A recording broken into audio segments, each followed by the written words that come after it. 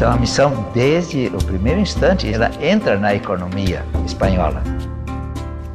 Toda essa região era território guarani. Ele é uma mistura do espanhol com o português, com o índio. A gente vai estar recontando a história de uma forma viva mesmo. Quem somos?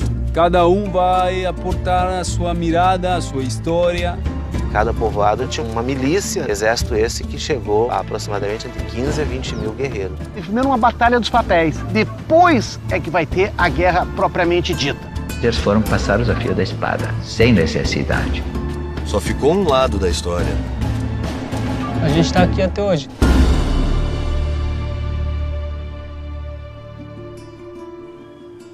Somos 3 viajantes, cada um com uma herança cultural que nos une e nos separa. Juntos estamos fazendo uma viagem de volta ao passado pelas ruínas das missões jesuíticas no Cone Sul da América, uma região que divide um passado em comum. Na nossa viagem, percorremos 160 quilômetros pelas ruínas das missões de Trinidad e Jesus de Tabarengué, no Paraguai, e San Inácio Mini, na Argentina. Cruzamos a fronteira com o Brasil, no Rio Grande do Sul, para conhecer os 7 povos das missões, palco de uma guerra sangrenta que marca o início da nossa história, a Guerra Guaranítica. Esse lugar que a gente está aqui, nas missões, é uma das terras mais férteis do estado, né? Tem uma economia que gira em torno da agricultura, da pecuária. Os guaranis sempre tiveram cultural isso, né? A questão da trajetória. Porque havia sempre uma busca de território onde fosse uma terra pura, né? Uma terra boa. Eu falava com uma comunidade de missões que eles chamam de Uipitá, a terra roja, a terra vermelha. Nós somos Uipitá, nós somos terra vermelha e voltamos para ela. O grande desafio é conviver todos nessa terra, não? Dar espaço para todas as culturas e respeitar elas. As trilhas que ligavam os 7 povos nos levam hoje às ruínas de São Lourenço Mártir. Fundada em 1690, foi a 5ª missão a ser construída na região, que era a mais rica do território das missões jesuíticas. Em pouco tempo, essas cidades, que tinham até 7 mil índios como habitantes, cresceram e alcançaram um alto grau de desenvolvimento, maior até que as colônias espanholas e portuguesas.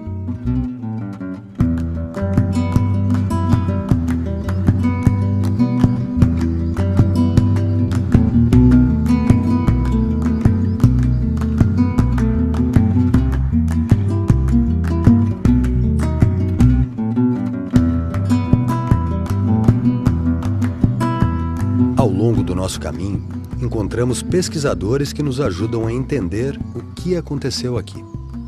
As missões eram um conjunto de 30 povos que se desenvolveram, ficando 8 onde é o território do Paraguai, 15 na região de Misiones e Corrientes, atualmente Argentina, e 7 aqui. Conforme os recursos da natureza, as missões se dedicavam mais à criação de gado ou mais à agricultura.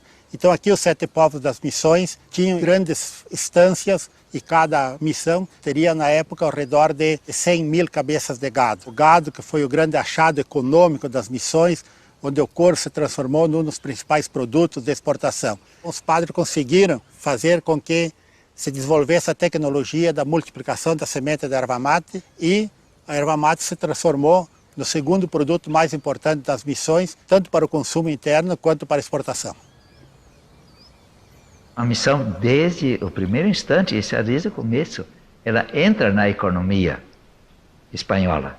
Tinha que abastecer a missão de erva mate, e não só a missão, tinha que exportar erva mate, tinha que exportar couros e sebo e sapatos. Era forte dentro da economia colonial.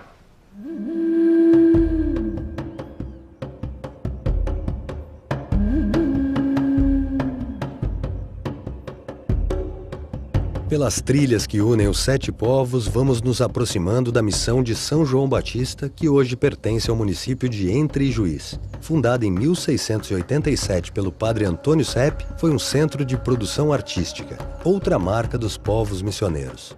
Em São João se produziam instrumentos musicais que eram exportados para a Europa e uma orquestra que ficou famosa na época. Aqui também era o centro de produção metalúrgica do território, com fornos e forjas que fabricavam utensílios de ferro para uso das missões e das colônias.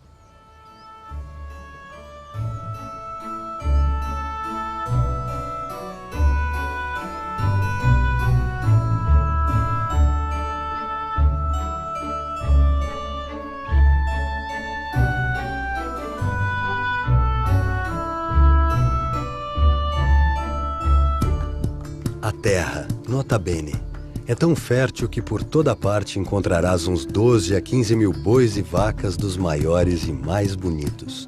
Não seria isto um alto negócio para os mercadores de gado e corretores da Europa? Nossos 3 navios levaram 300 mil couros para a Espanha, não de vacas, mas de touros crescidos.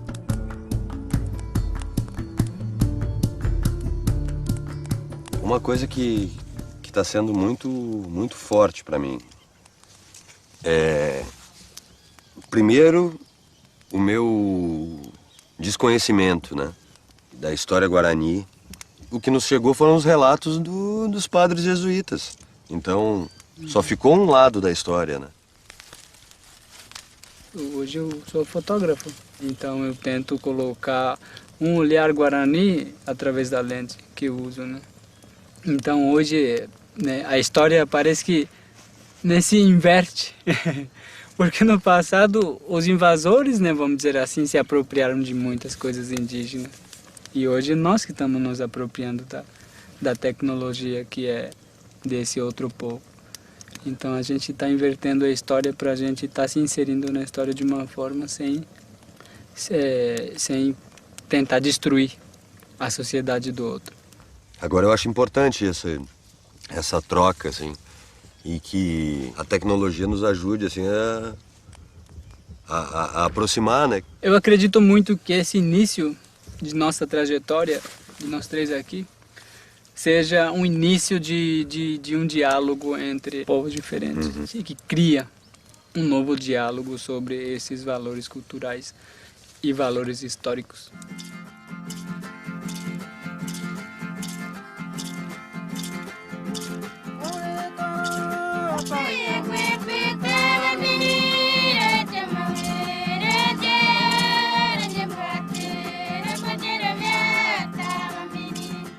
Trabalho um pouco aqui com audiovisual ao mesmo tempo como cacique também. Eu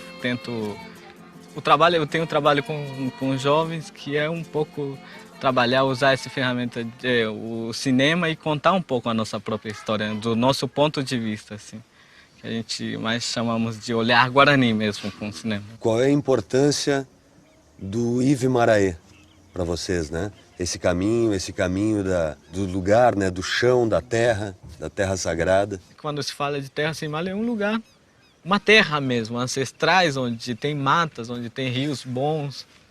Toda essa região era território guarani. E essa era uma caminhada que os nossos ancestrais faziam, né? Por exemplo, vinham do Paraguai, ficavam um tempo na Argentina. E depois da Argentina vinham aqui, sempre ficavam um tempo aqui. Depois daqui passavam de novo para Santa Catarina, São Paulo, Rio de Janeiro, e foram assim até Espírito Santo. Há 15 anos atrás teve uma luta de novo dos Guarani para poder demarcar de novo essa terra ancestral, né? Apesar de que aqui só tem 234 hectares. Apesar de que todas as missões eram uma aldeia, né? Uma vez uma criança não indígena falou: se vocês têm raiva da gente porque os nossos ancestrais mataram todos os teus antepassados, assim, eu falo não, assim, acho que a gente tem uma luta mais importante hoje em dia, né, que é a modernização, esse avanço do universo, né? Porque é uma luta muito grande que a gente tem. Hoje em dia acho que a luta é mais difícil, assim, porque a gente tem menos territórios e ao mesmo tempo a gente tem que manter a nossa cultura, de fortalecer cada vez mais.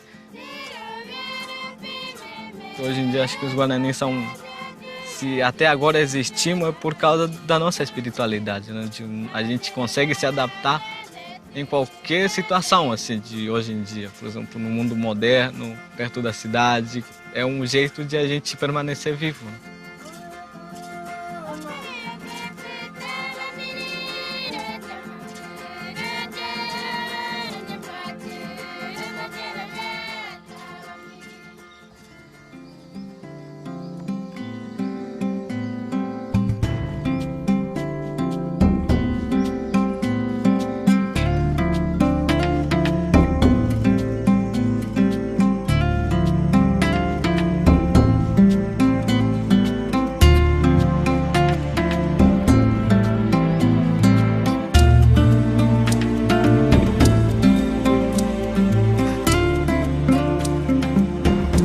caminho que levava a São Miguel Arcanjo, a maior e mais importante missão da região, é provavelmente o mesmo de 300 anos atrás.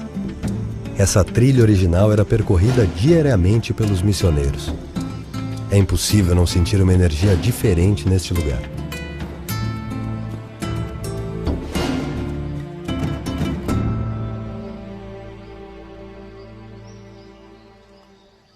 Então, estamos entrando aqui agora nas ruínas daqui de São Miguel das Missões, onde anteriormente, né, era uma região totalmente indígena, né?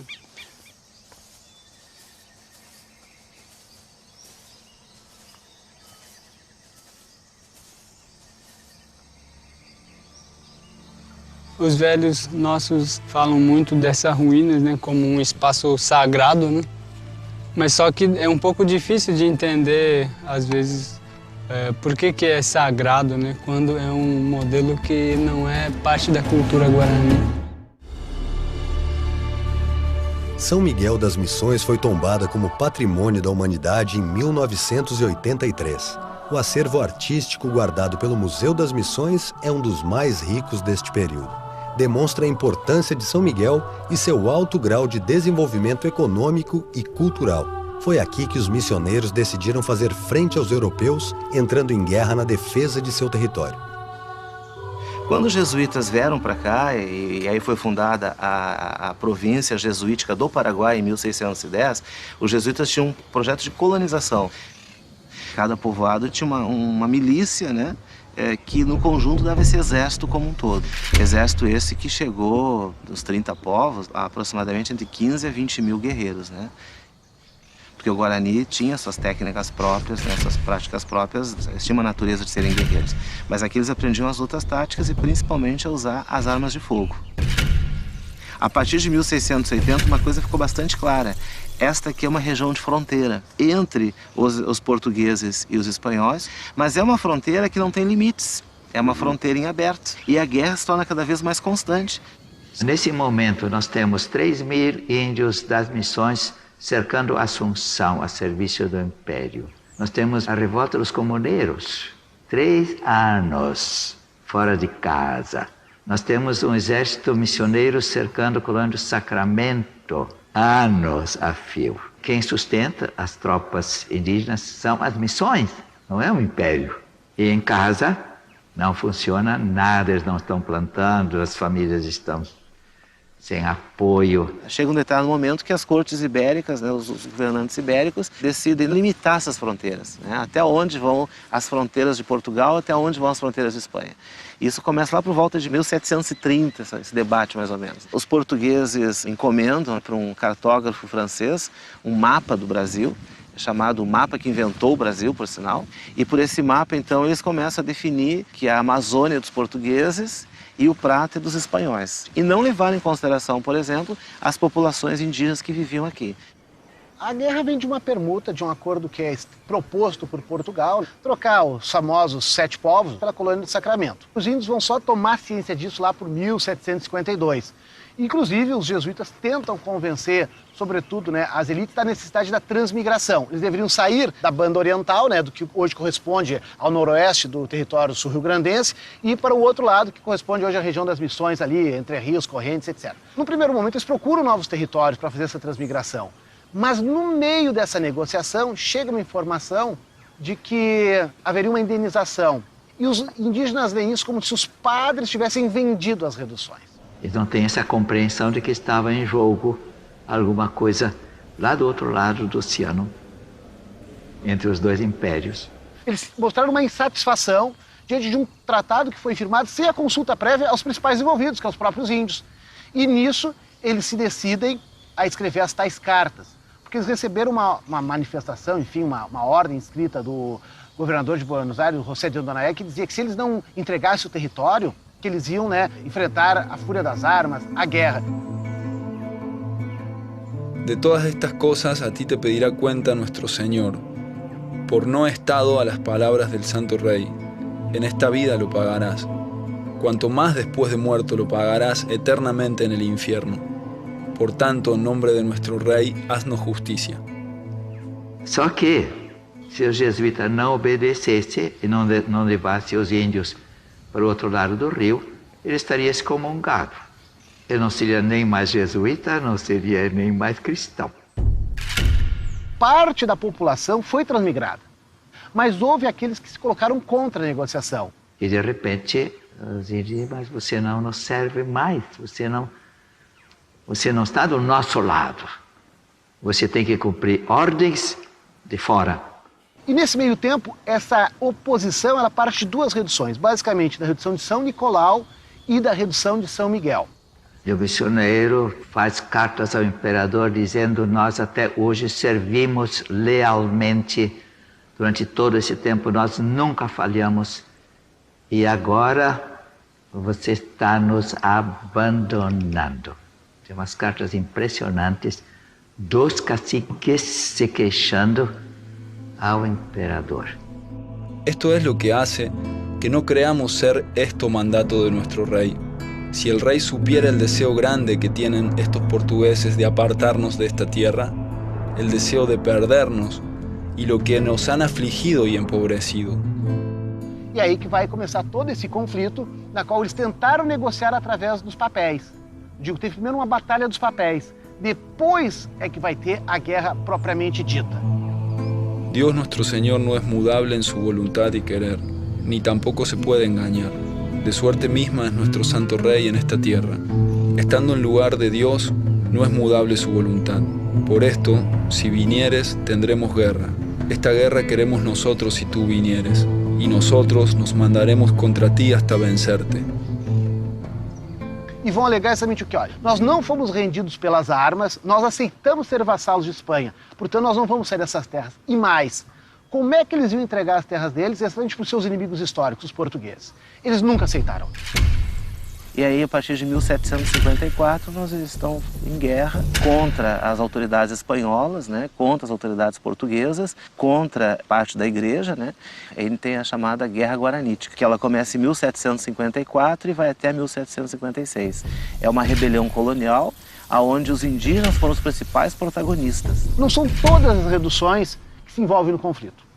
São basicamente 9. 6 do lado oriental e mais 3 do outro lado ali, que tinham fortes vínculos também com essas missões orientais e que tinham instâncias hiervais no que hoje corresponde ao território do Rio Grande do Sul. E os povos lá de Jesus, Trinidade, São Ignácio se envolvem nessa guerra? Não, eles não se envolvem. O Tratado de Madrid não afetou nada eles. Eles dizem: nós reconhecemos que a luta dos nossos irmãos é legítima, mas nós não vamos nos envolver, porque esta guerra não nos pertence. Se todos os guerreiros despovoados tivessem se envolvido, nós teríamos um exército de 20 mil homens para lutar nessa guerra. Olha, nós tivemos apenas 10%, 2.300 mais ou menos. Teve uma primeira tentativa de se atacar o território missioneiro, que foi uma ação conjunta, um movimento de pinça. Tropas espanholas, tropas portuguesas para chegar até as reduções. E os índios também se mobilizam e os portugueses e espanhóis não chegam no território. A situação, então, dos portugueses foi mais dramática. O Gomes Freire teve que se acampar em cima de árvores para conseguir, cheias do rio Jacuí, os caras vão para cima das árvores, tem gravuras disso. Os soldados sobem para cima das árvores porque não tinha mais onde ficar em terra, de jeito nenhum.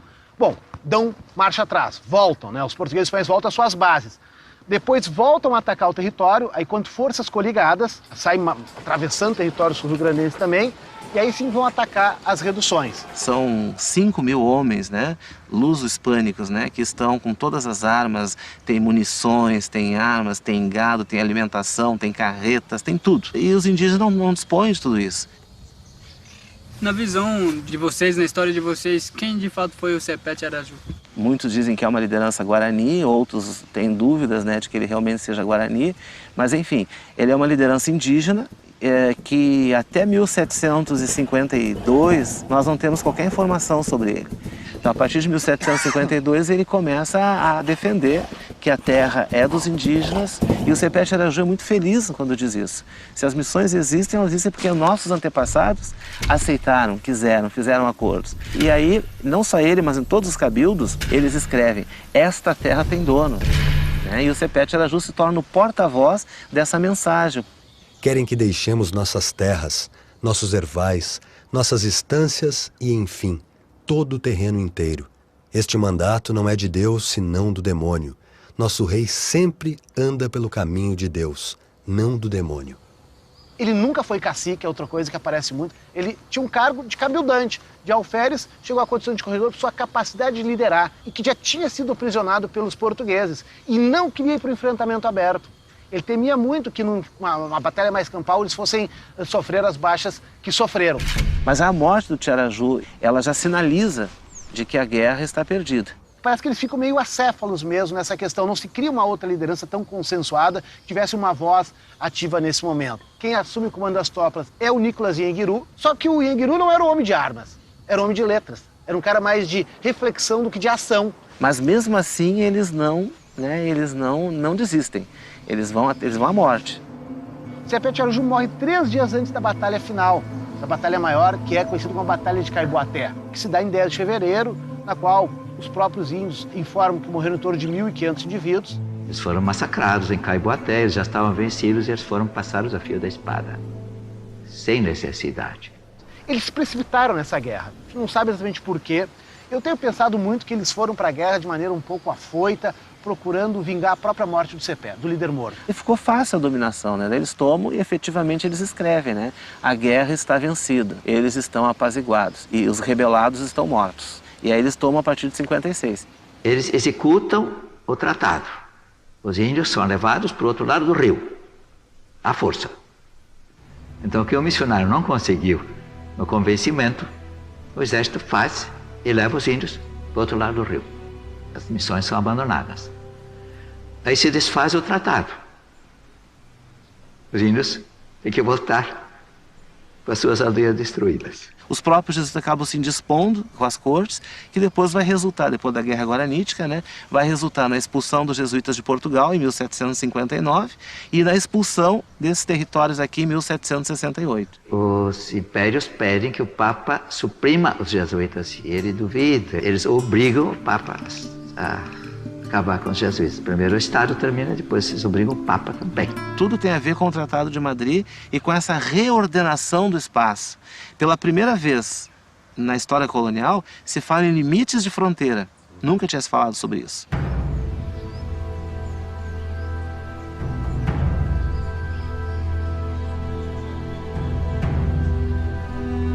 Então as reduções não terminam com a Guerra Guaranítica e nem com a expulsão dos jesuítas. Elas continuam funcionando porque os cabildos seguem operantes. Esses índios se autogovernaram através da escrita.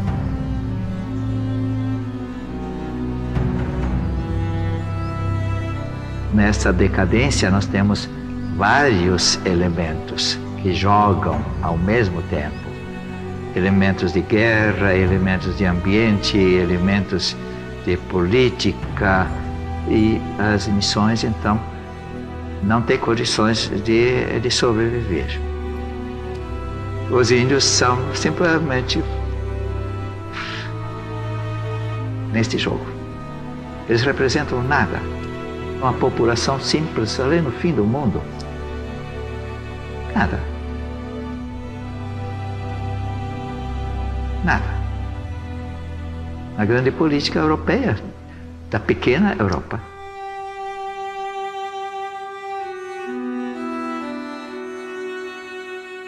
Qual foi o sentido da Guerra Guaranítica? Foi essa luta pela terra, foi toda uma luta para não saírem daqui.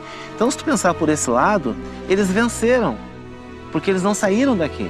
Ou seja, as famílias daqueles que morreram, eles podiam dizer, aqueles que morreram por nós conseguiram, foram exitosos, nós continuamos aqui, eles ficaram aqui.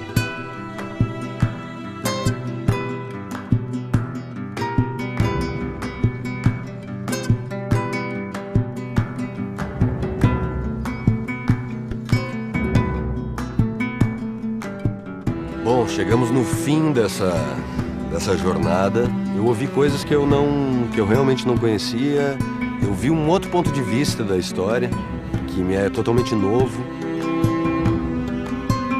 A história surge com a escritura, não? E a escritura é nossa da cultura ocidental, que falam de um processo que não tem só um lado de ver.